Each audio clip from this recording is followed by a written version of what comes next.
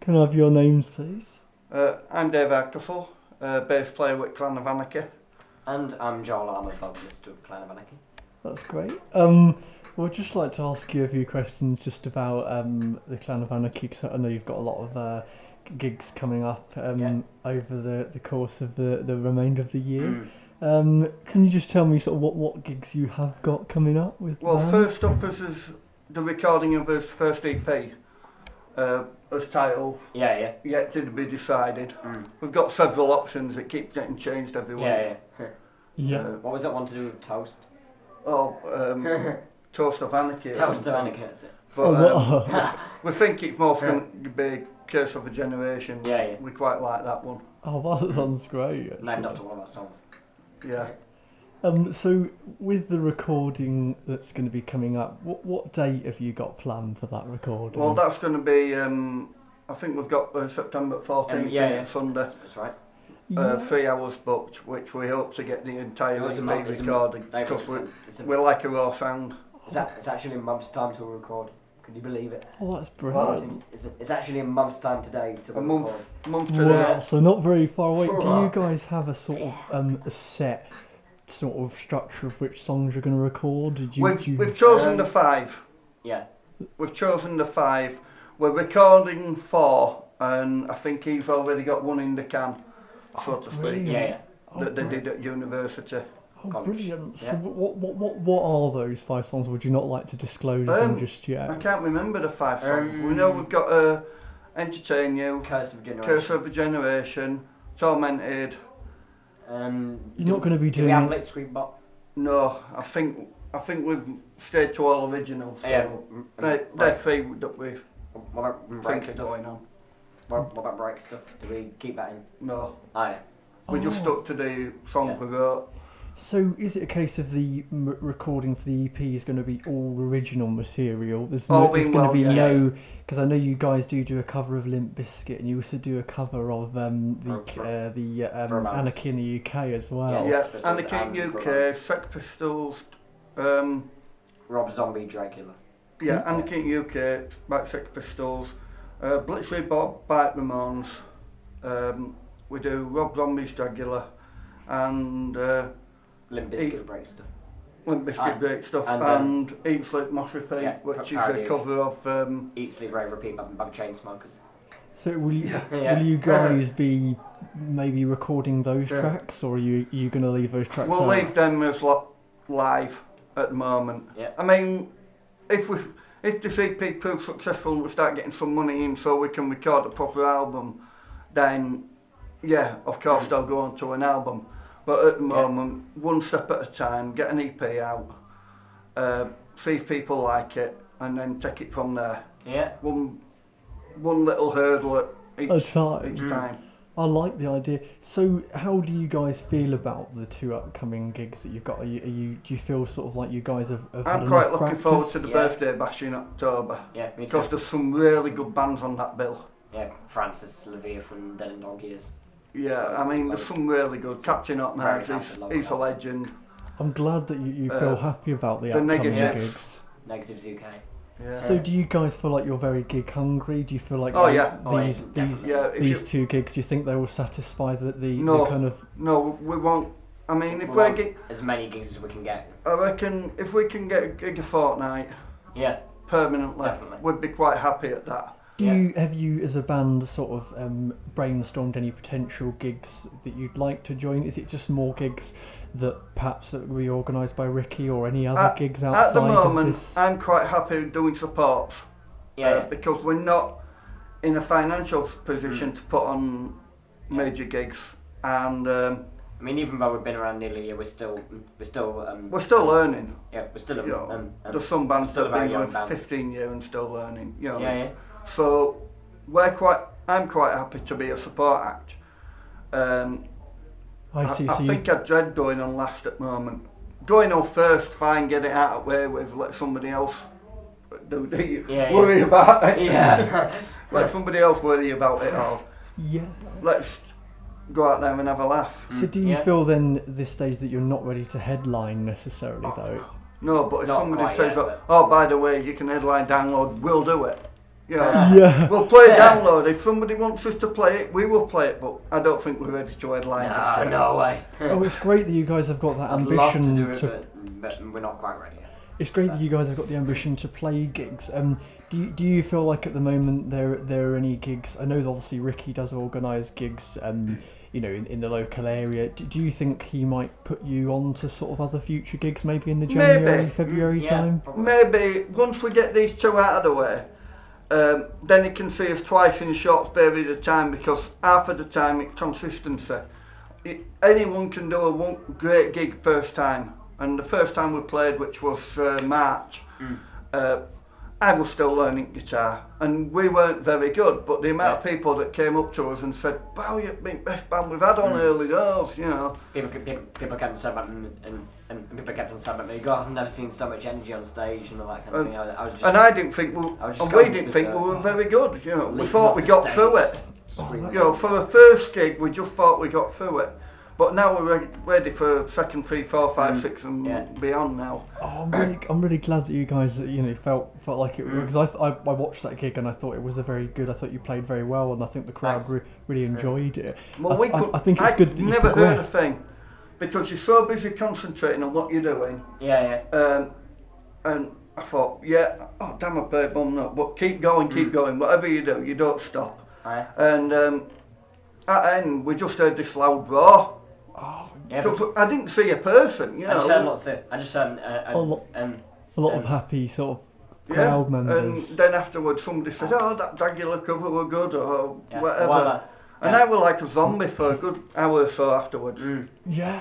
Well, that's the thing. While I was singing, and when I started singing, I could tell the crowd was there, and because I saw them a few times, but as I really started to get into it, I kind of forgot they were even there, and I was just kind of in my mode, just singing and screaming and chatting and all that kind of thing. But then, and you know, as Dave was saying, it was only until right at the very end that then there was just this big wave of clapping and woos and a great cheering. The funniest was, it was the first time we did the Eat, Sleep, March, Repeat, which was funny. And we only got one microphone, where we normally try to rehearse it with 2 or 3. And one of the mics had broke down, and we're like, "Joel, stop! Joel, stop!" And he's like, "Ah! Joel, shut up!" Oh no! And to be honest, it was quite funny ending, so we kept that in. We kind of like have a section now where we're shouting at Joel to just stop. I mean, when I'm jumped off stage and I was on the floor, and eventually I just when it told me I had to tap him on the shoulder. I just did an elevator and I was like, oh, fuck it. I'm really glad that went well. I mean, I think one of the other questions I really wanted to ask you guys about was, I know we've spoken about it a little bit outside of the interview, but just for the interview, I know we've talked about, for your recording in September, you've talked about how you want to record, and I've previously chatted with Ed about the recording, and he said maybe you're going to go for a very sort of natural feel, like a bit like Green Day, where they're just recording in like a garage. Presumably there's Foo not Fighters, very much like Foo Fighters album Wasted Light. You're presumably not going to go for a lot of after effects in the recording, are you? I mean, I might be asking a friend I might know introduce a song or two. He's a Shakespearean actor and he's bored, so when he heard when we were recording something, he said, "Oh, I'd like to be part of that." So we might have a Shakespearean actor on voice, but that's about as far as it'll be, like something like "Welcome to the Clan of Anarchy, please." Yeah, I mean, just sort of describe to me your reason behind not wanting to go for a lot of sort of computer effects. Is it because you want We're to not that sort of band. I was brought up on old school punk. I'm a couple of years older than the rest of the band, by about 20, and I was brought up on the old school punk bands like Big Country and The Alarm and Sex Pistols and all that lot. So I was brought up on bands that didn't fanny around in the studio. And use a lot of effects and technique. And I go to live gigs, and when the last thing I want is a band that, when I see them live and I go, "Wow, that was fun," I want to listen to them, and you put them on and they don't sound like anything they were live.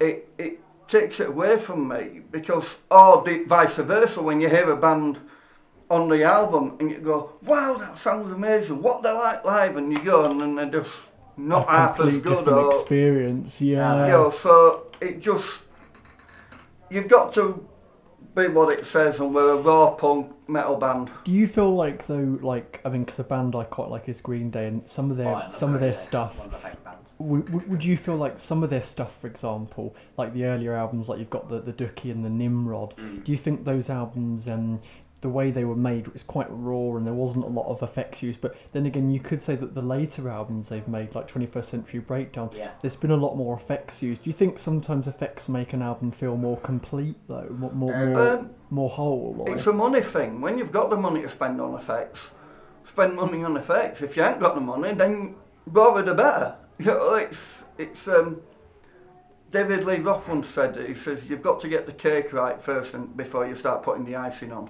Very good point. Do you think though with Clan of Anarchy you'd ever think about effects, or are you always going to sort of go for the natural recording sound in terms of being a band? Do you think you've got a set?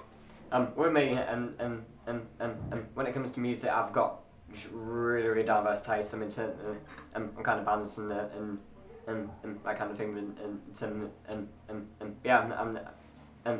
but I do find this idea, and I've always found this idea really cool as well as recording an album and giving it a really raw sound, that kind of thing.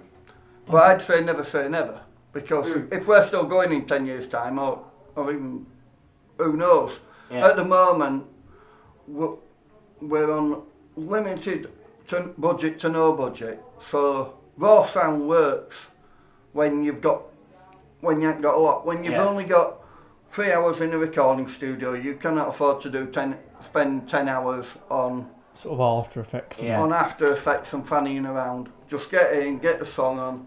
You know, maybe you can put little bits on, but you don't waste time, because time is money. And when you're paying, and then we've got to try and get it so that we can get some sort of a packaging to put it out there. So do you think, are you hopeful that the session you've booked would get the whole album sort of recorded, or do you think if we can get 4 tracks, if we can get 4 tracks in 3 hours, that'd be good. That'd be great, because people might think that doesn't seem like a lot for a long time, 3 hours for 4 3-minute songs, but you've got to understand it's not like a lot of studios now, they record each individual item and then splice them all together. This is recorded all in one go. It's recorded as a gig. Oh, really? So you record it once, we like that, we don't like it, and if you don't like it, you've got to record it from scratch again. So and the more times you do it, the worse you get. So do you feel like, you know, is there going to be a lot of sort of layering of guitars though? Or it's just going to be very simple in the sense that it's just going to be you guys sort of as your original outfit? There's not going to be a lot of it's going to be 3 guitars on 1 vocalist. And just maybe just recording the track from sort of you know, from scratch. I can see it if we the band are in first and then Joel records his vocals separately. That I can see that happening. But because that does happen with most bands actually, they tend to record everything separately. So you can get a really clean vocal without having to fight over the band. That I can see happening, but anything much more than that, nah, it's not worth it. So with the upcoming gigs, do you have a set list kind of that you've kind of confirmed for those gigs, or are you just sort of always tweaking on what stuff? We always tweak. Yeah. We always tweak. With that kind of band, we're always changing. Half of the time it's just because we forget what we're doing and then we play the songs in a different order, but that doesn't harm. If you do the gig the same way all the time, people get bored. Mainly the musicians. So you've got to... we kind of like have a set first song, which is We're Here to Entertain You, and we have a set last song, which is great stuff, and then in between can get twisted. Yeah. I mean that's something else I've always loved being the idea of, and it's what I want to do for the rest of my life. And every time I do a gig for the rest of my life, I always want every single one of my gigs and that I perform to be completely different to the last one. That's a great idea. Add sorts of interesting flavours and like a totally brand new experience each time you see it. Yeah, I really think that's a great idea in terms of keeping it kind of a distinctive difference of with every gig, keeping it a different style. But so do you feel like as a band that then do you feel like you're practicing enough at the moment? Are you happy that you're prepared for the gigs? I think 2 times a week is about 1 time a week more than anybody else practices in this studio. So we do 2 times a week. This week we've obviously through transport problems and personal reasons we're probably not rehearsing this week, but we still rehearse Monday. We'll be back in Monday, so it's all cool. And it's been nice to have a bit of a chill out around the studio, hasn't it? Yeah, and it's nice to. He's been having a play on my bass. I've had a bash around at drum kit. Because I'm actually starting to play bass. So he's learning to play bass, so they'll become a power trio without me.